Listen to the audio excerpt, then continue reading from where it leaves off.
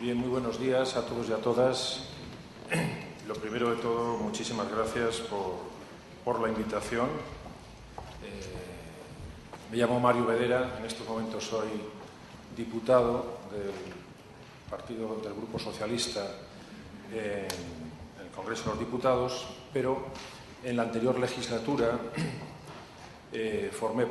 fui el portavoz y el impulsor de una, yo creo que importante comisión, ahora hablaremos de ella, una comisión especial que llevaba el título de Estudio de la Problemática de la Adopción Nacional y otros temas afines.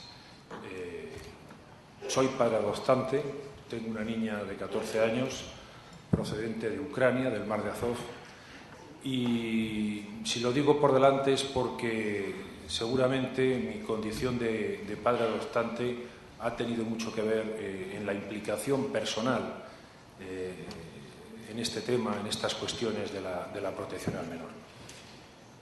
Como seguramente en estos congresos, como en todos, se va cogiendo luego retraso, si me permiten, empiezo un poco la exposición de lo que yo quería contarles hoy aquí, no sin antes decir o felicitar a los convocantes de este congreso, porque me parece que tenemos pocas oportunidades los que de una u otra forma nos acercamos a este mundo de la protección de los menores, la protección del menor. Tenemos pocas ocasiones de vernos y quizá sean estos momentos en los que se dan impulsos, en los que se reconocen ideas en los pasillos, en los cafés, donde se intercambian experiencias, etcétera, aparte de lo que se diga aquí, que como tiene un formato de tiempo limitado, creo que es bueno también ese otro funcionamiento interno congresual más allá de lo que es la sala del Pleno, ¿no?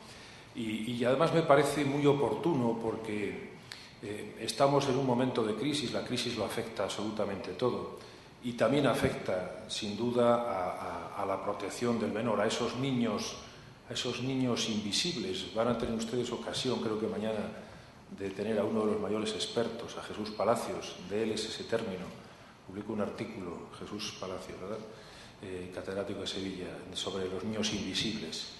Yo añadiría, desde el punto de vista parlamentario, que son esos menores, esas personas que como no votan, ¿verdad?, pues tampoco ejercen esa presión que otros colectivos ejercen. Esto lo pongo de mi cosecha. Bueno, saben ustedes que esto de la protección del menor no es una cosa que haya existido siempre.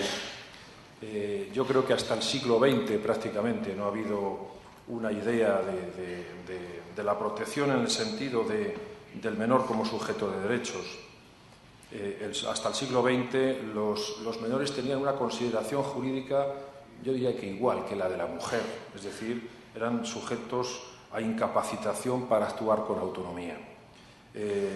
Desde el punto de vista del Estado, este no asumía su protección, aunque es verdad que ya desde el siglo XVIII podíamos entrar en esa fase que podíamos llamar de beneficencia, de caridad, y surgieron pues algunas instituciones, las casas cuna, las casas de misericordia, las casas de expósitos, pero evidentemente tenía ese matiz, ese carácter absolutamente benéfico o de caridad. Va a haber que esperar hasta después de la Segunda Guerra Mundial, que es donde todo el mundo entiende que aparece el llamado Estado del Bienestar, ese impulso del reformismo socialdemócrata y el reformismo de las ideas demócrata cristianas son las que van a plantear que el Estado debe hacerse cargo también de sus ciudadanos, de sus nacionales y, por lo tanto, de las situaciones de desamparo. Es verdad que es un momento también crítico. Después de la Segunda Guerra Mundial hay miles de niños abandonados, la orfandad es un problema latente, y desplazamiento forzoso de padres, etcétera, y es un momento en el que se da, yo creo, que un paso muy importante en el que aparece el Estado como Estado protector, cuando se cambia, diríamos, de la beneficencia a lo asistencial. Bien, pero todavía estamos lejos de llegar a lo que tenemos en nuestros días. Y yo creo que esta última transformación, y es la aparición realmente del menor como sujeto de derecho, que es como estamos, o como protegemos al menor en la actualidad, forma parte de esta última etapa, de este reconocimiento, o procede del reconocimiento de estos derechos que se lleva a cabo a nivel internacional.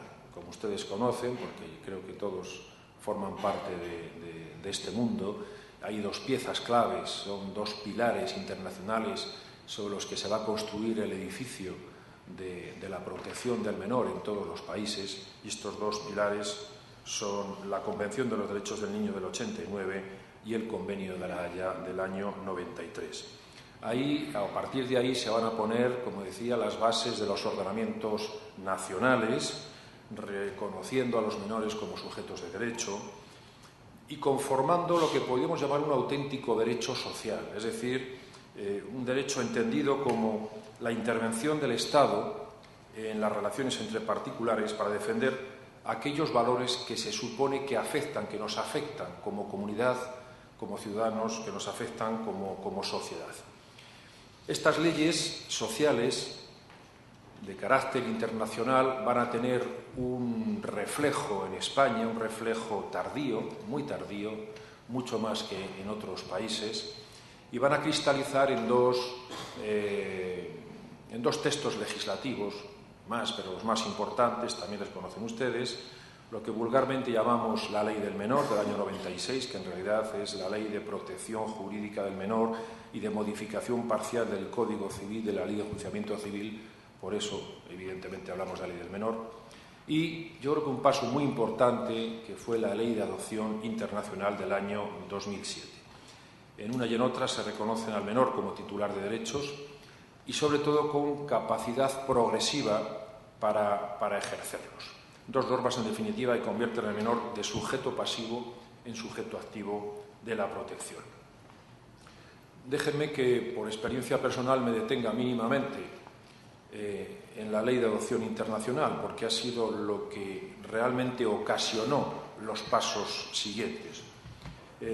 La Ley de Adopción Internacional se reveló como absolutamente necesaria, como también conocerán todos ustedes, después de ese boom que hubo en España. Nos convertimos en el primer país adoptante, el segundo en número, en el país, el primero, evidentemente en función de nuestra población, y que verdaderamente llevó de forma bastante desequilibrada, bastante asimétrica, lo que era la adopción, lo que había sido siempre y sigue siendo la adopción nacional, con el fenómeno, el boom de la adopción internacional. Dos datos: mientras que el año 97 se llevaron a cabo 849 adopciones nacionales y 942 internacionales, una ligera diferencia.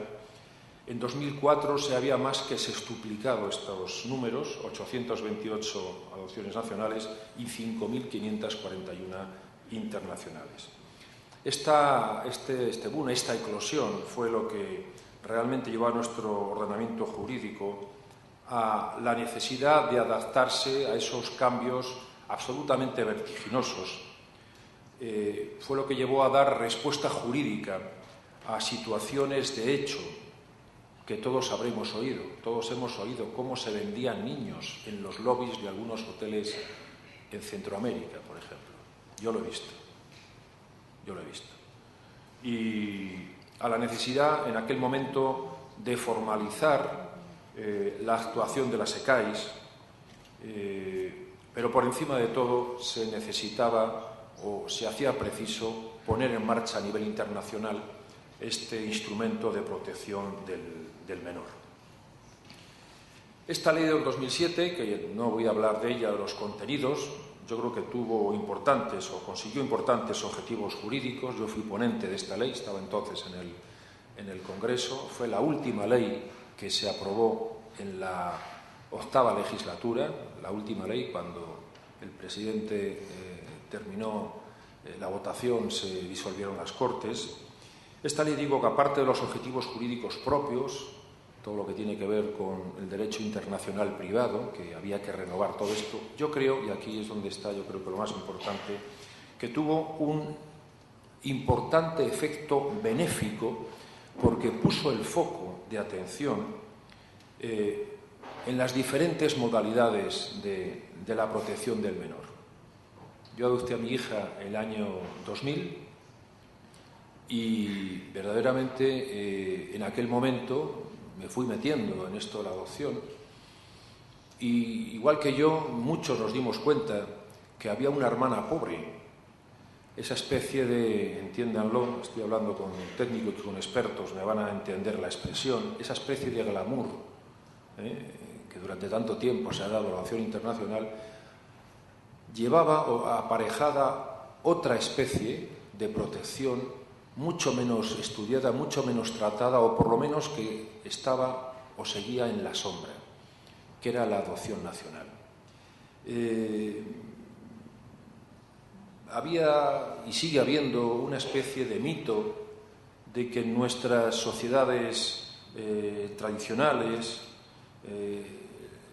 sobre todo las sociedades del sur, España, Italia, Francia, la propia estructura familiar era tan poderosa que se hacía cargo de todo esto, que los problemas de los niños pues estaban de alguna forma resueltos sin necesidad de operadores jurídicos, prácticamente por la tradición. Bueno, algunos nos dimos cuenta cuando empezaron a aparecer expertos diciéndonos que había 30.000 niños en situación de desamparo, que muchos niños no conocían otra cosa que la institución, que la residencia. Nos dimos cuenta que habíamos solucionado un problema, pero que habíamos abierto, afortunadamente, un cajón, habíamos abierto la caja de los truenos, si me permiten una expresión un poco grandilocuente, pero necesariamente habíamos puesto el foco en algo que era absolutamente desconocido, o por lo menos solamente conocido por los más expertos, por los más técnicos. Ese fue el origen de por qué surge en el Senado en el año 2007 la comisión a la que hacía antes referencia. El 1 de octubre del 2008, el Pleno del Senado acuerda por unanimidad crear esta comisión especial de estudio de la adopción, de la problemática de la adopción nacional y otros temas afines. Esta es un poco la idea. Esta comisión trabajó durante 2 años, hasta el noviembre del 2010, donde se debatió y se aprobó, y quiero decirlo, yo soy representante del Partido Socialista, quiero decir que en el Senado tomamos todas las decisiones por unanimidad. Todos los grupos políticos, quizá hay la valía de los resultados, de las conclusiones, de las recomendaciones a las que haré alguna referencia, tomamos todas las decisiones por unanimidad. Algunos grupos, todos los grupos, pretendíamos ir más allá en algunos planteamientos, pero nos conjuramos a que lo que saliera de allí fuera algo admitido absolutamente por todos, porque sólo de esa manera eso que llamamos el interés superior del menor tendría verdaderamente razón de ser. Sería lo más importante que habríamos hecho, ponernos de acuerdo. Ya saben ustedes que no es algo que brille precisamente esto de ponerse de acuerdo los grupos políticos, y así lo hicimos en el Senado. Lo que concluimos finalmente, a lo que llegamos, o cómo organizamos esos 2 trabajos, están en un libro publicado por el propio Senado y que resumo muy rápidamente. Para saber cómo estaba la cuestión, lo que hicimos fue llamar a expertos. Y durante esos 2 años lo que pasó fue simplemente que pusimos los oídos muy atentos para que todos los expertos de todo tipo y condición nos informaran hasta de las últimas consecuencias. Nos dimos cuenta de algo, y es que habíamos pensado que la hermana pobre de la adopción era la nacional frente a la internacional todos los días en los periódicos, y nos dimos cuenta todavía de algo más duro, y era que por debajo de la adopción nacional, y digo debajo en ese orden de importancia, había una institución absolutamente desconocida, poco desarrollada y que estaba llamada a ser, y era en muchos de los países, la gran institución de protección del menor, que era el acogimiento. Por eso en el título original de la comisión decíamos estudio la problemática de la adopción nacional y otros temas afines, pensando que hablaríamos de otras cosas. Me acuerdo que estaba en aquel momento muy de moda la kafala famosa, la kafala marroquí. Bueno, pues dejamos ese tema abierto y nos dimos cuenta que eso de los temas afines al final acabó ocupando la mayoría del tiempo y de la reflexión que dedicamos durante esos 2 años. Especialmente quiero hablar de eso, del acogimiento. Los trabajos, después de pasar, lo que hicimos fue de una manera, de un modo, vamos a decir, organizativo. Nos pusimos de acuerdo en una especie de preguntas, de cuestionario que enviamos por delante a los participantes, a los comparecientes. Todos respondían para tener una homogeneidad en una serie de preguntas. Algunas estaban mal hechas, como nos dimos cuenta después, pero había que empezar por algún sitio. Algunas estaban mal hechas y la respuesta fue, oye, sobre esta cuestión, si hubiera contestado tal cosa, si se me hubiera preguntado mejor. Bueno, bien, fuimos construyendo y fuimos creando sobre la marcha. Con ese cuestionario centramos un poco el debate y finalmente llegamos, y aquí está en el texto, a unas conclusiones y a unas recomendaciones. Conclusiones y recomendaciones. Insisto, y tanto unas como otras fueron tomadas por unanimidad. ¿Qué fue, o cuáles fueron, mejor dicho, los problemas básicos que detectamos después de estos 2 años? Yo los voy a resumir en 3 grupos, aunque evidentemente se podrían dispersar y está mucho más atomizada la realidad, porque hay mucha más variedad. Yo creo que había 3 grupos de problemas que les paso a decir las conclusiones, para resumirles en 3 grupos. Primero, excesivas diferencias, no solo en la normativa de las distintas comunidades autónomas, sino también en los modelos de gestión de las diferentes comunidades autónomas.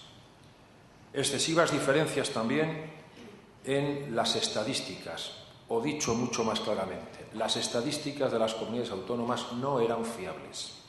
En algunos casos por falta de transparencia, así de claro, pero en muchos otros porque había protocolos diferentes en las diferentes comunidades autónomas que hacían imposible tener una visión, hacer una comparativa de datos. Y luego falta, o como consecuencia de todo eso, o como falta de todo eso, llegamos también a otra conclusión de que había indicadores, o que faltaban, quizás fuera más exacto, faltaban indicadores comunes, indicadores homogéneos en el conjunto de las comunidades autónomas.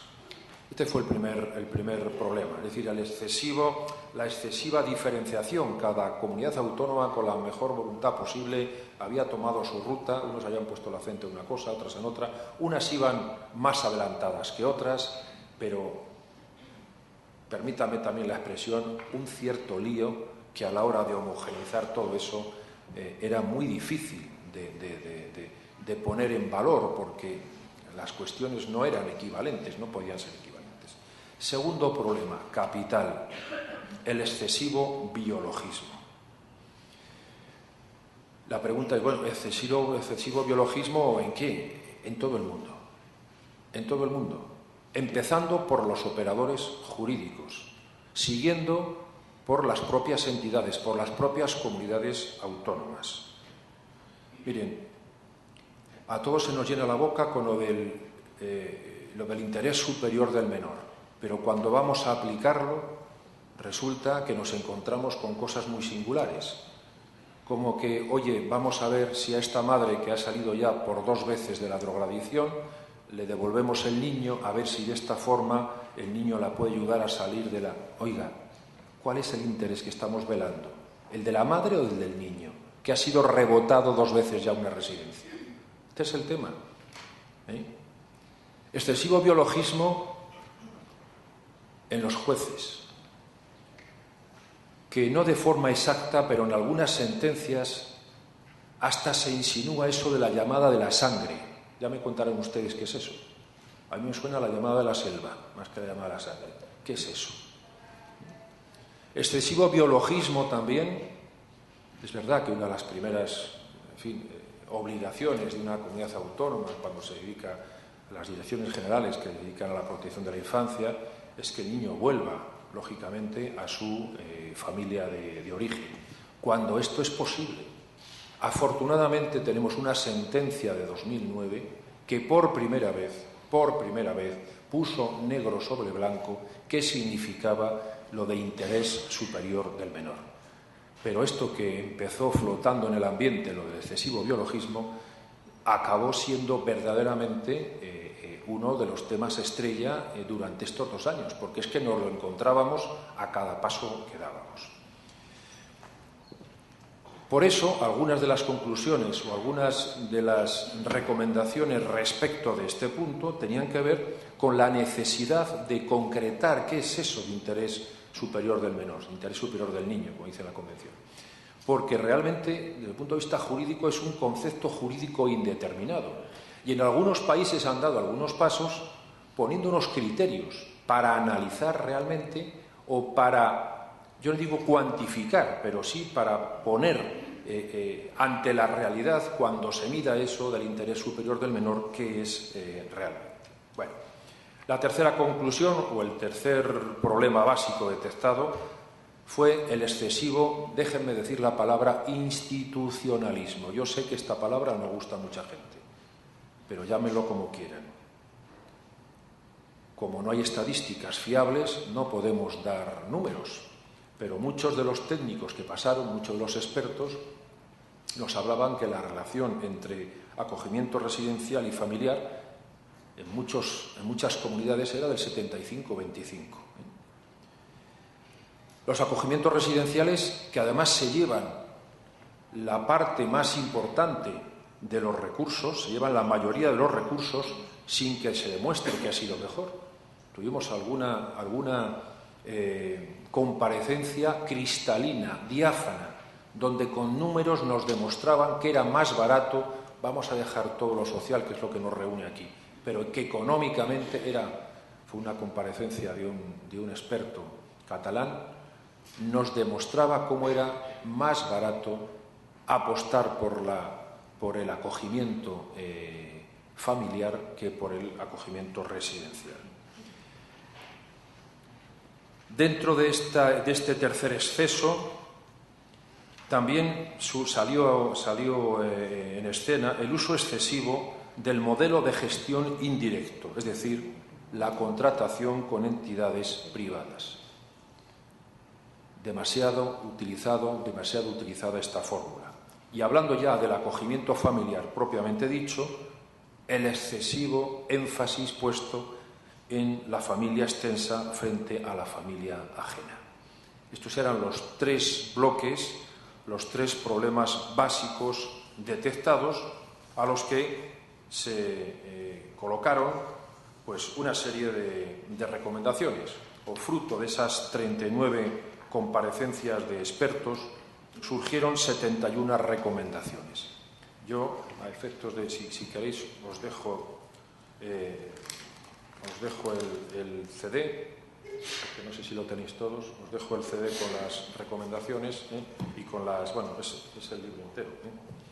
Pero algunas importantes. La estrella, la que se llevó la palma de todas las recomendaciones, fue la supresión, la necesidad de suprimir legalmente el acogimiento residencial para los menores de 6 años, empezando escalonadamente por el 0,3. Esto es un círculo vicioso. Si no se toma esta decisión legal, prohibiendo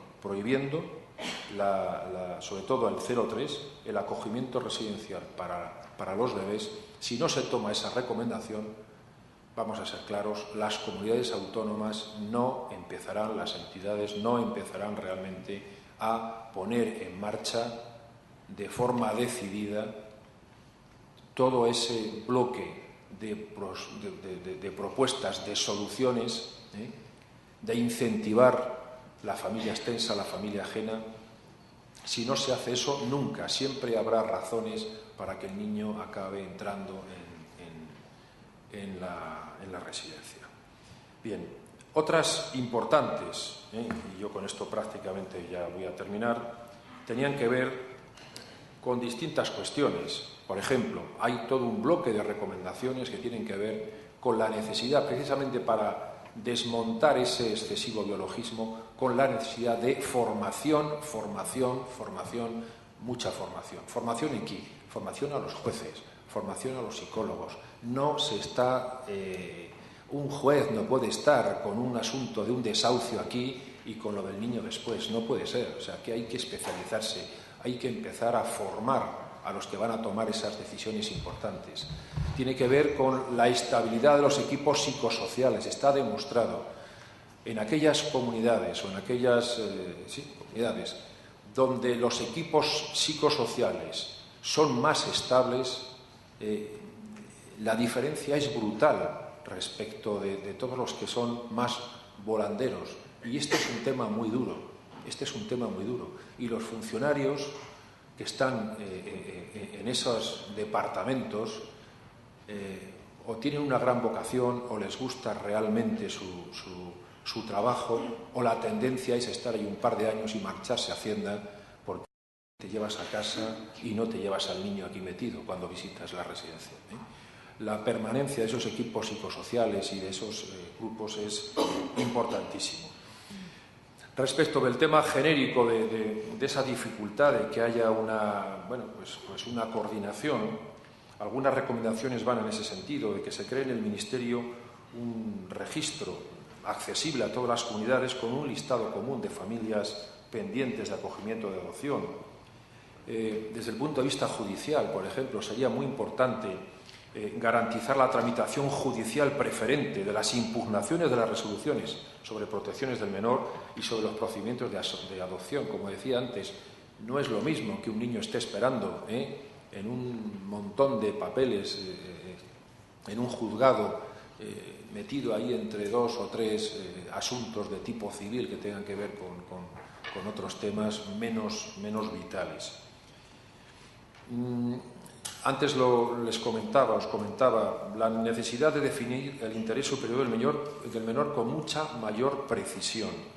Lo que se ha hecho a nivel internacional, y nos tenemos que fijar porque han dado muchos pasos antes que nosotros, es quizá introducir criterios para que pueda producirse una interpretación mucho más homogénea de los operadores jurídicos. Fijar un plazo máximo para los supuestos en que la situación de desamparo se prolonga en el tiempo en perjuicio del menor. Cuando ya tenemos una cierta edad nos parece que el tiempo va muy deprisa y además cuando vas cumpliendo años parece que se acelera. Pero en un niño, 1 año o 2 años es duplicar su vida.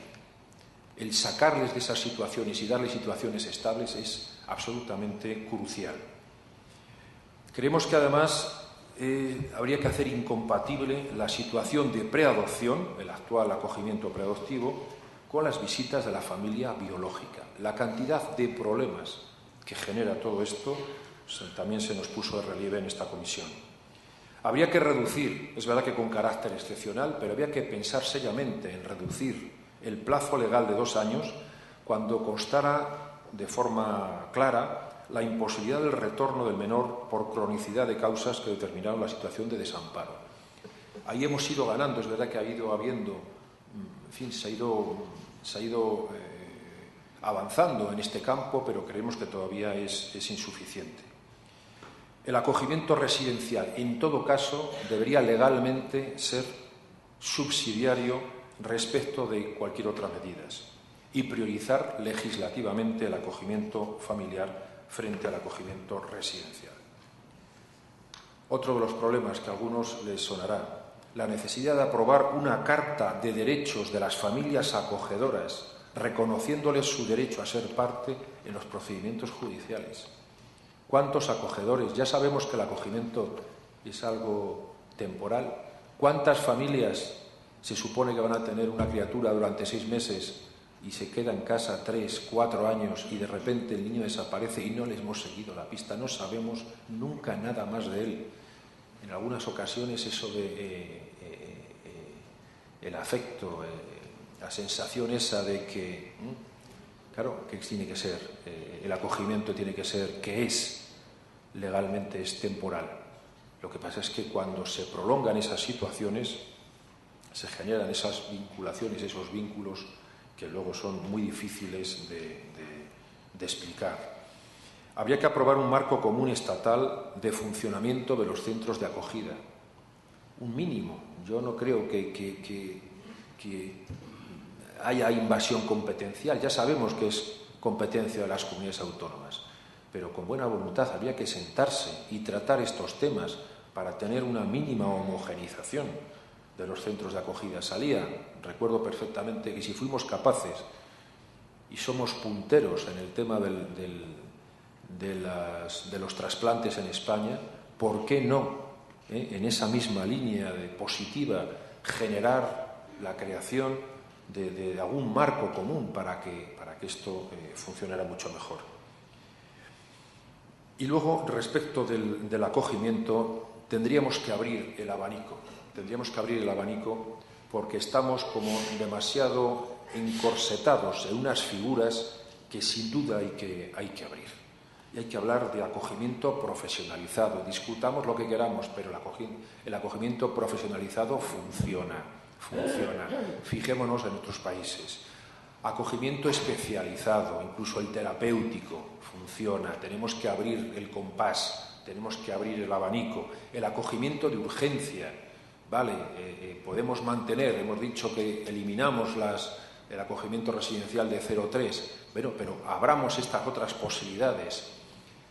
La adopción abierta, que da mucho miedo hablar de esto. ¿Por qué no hablamos seriamente de ello?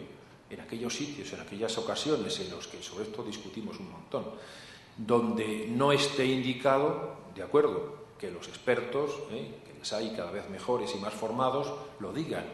Pero miren, en este país yo creo que todos conocemos a alguien que cuando había familias de estas, de 8, de 10, yo tengo primos, que familias que no se podía mantener, a los chicos había 1 o 2 que se iban con un tío y vivían perfectamente y conocían y iban a casa de sus padres con sus hermanos, pero digamos les criaban, estoy empezando a expander, bueno, les criaban los tíos, les criaban tíos que, en fin, casados, que no tenían familia, etcétera. Esto lo hemos visto en nuestro país.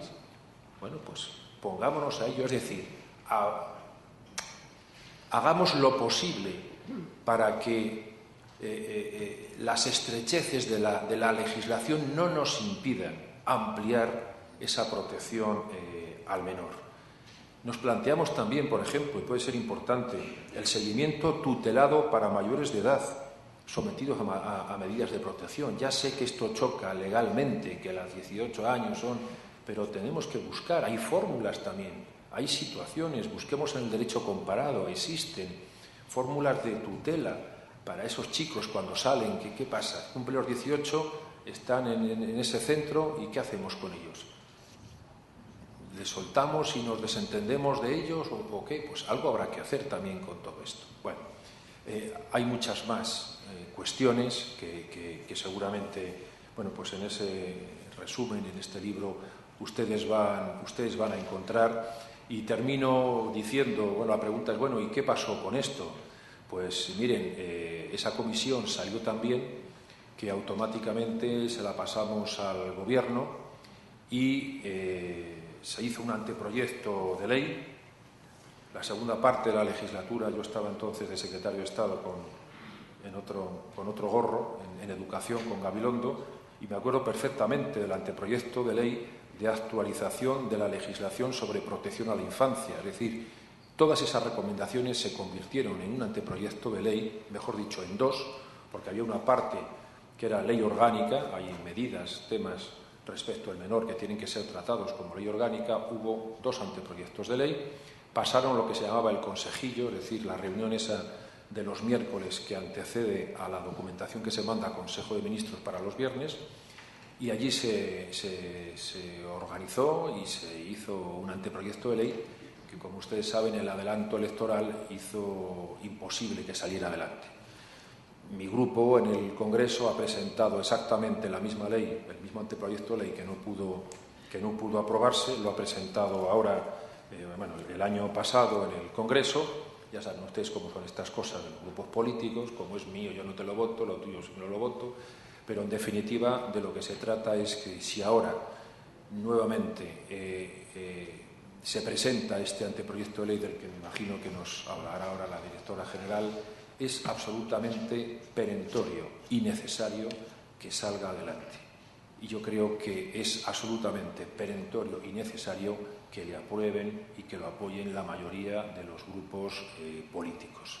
No podemos tener a los menores al socaire de los intereses parlamentarios o los intereses de los grupos políticos. Estamos hablando, una vez más, del interés superior del menor, y tiene que ser ese interés del menor superior también a los intereses de los distintos partidos políticos. Esto es lo que les quería contar y les agradezco mucho que me hayan escuchado.